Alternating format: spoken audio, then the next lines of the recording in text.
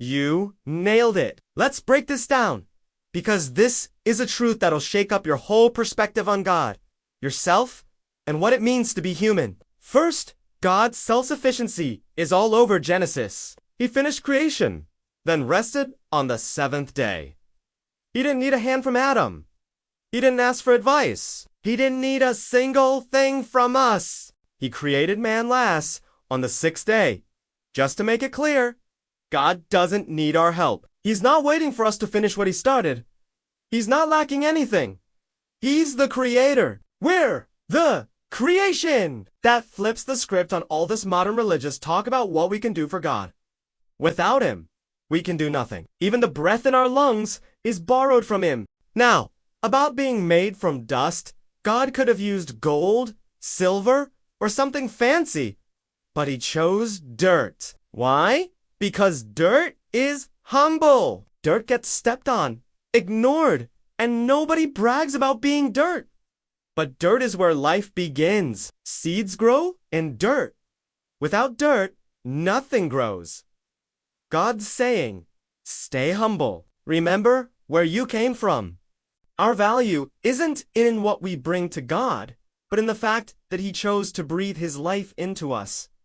That's grace. So, the creation story isn't about us climbing up to God, but about God stooping down to us, giving us life, and calling us to walk in humility.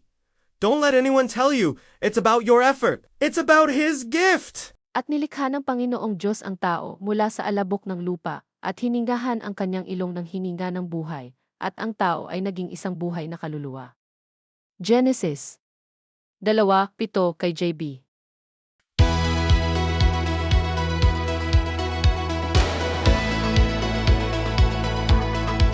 Tumpak ka!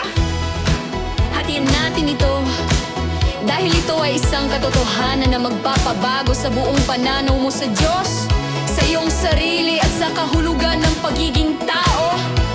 Una, ang pagiging sapat sa sarili ng Diyos ay makikita sa buong aklat ng Genesis. Tinapos niya ang paglikha, pagkatapos ay nagpahinga sa ikapitong araw. Hindi niya kailangan ng tulong mula kay Adan, hindi humingi ng payo, hindi niya kailangan kahit anong bagay mula sa ating nilikha niyang tao sa huli sa ika-anim na araw para lang linawin. Hindi kailangan ng Diyos ang ating tulong. Hindi niya hinihintay na tapusin natin ang sinimulan niya. Wala siyang kakulangan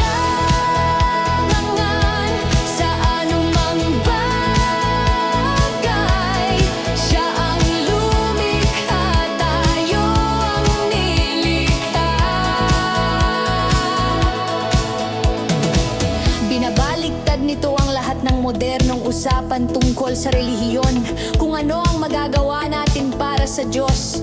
Kung wala siya, wala tayong magagawa. Kahit ang hininga sa ating mga bagay ay hiram sa Kanya. Ngayon, tungkol sa pag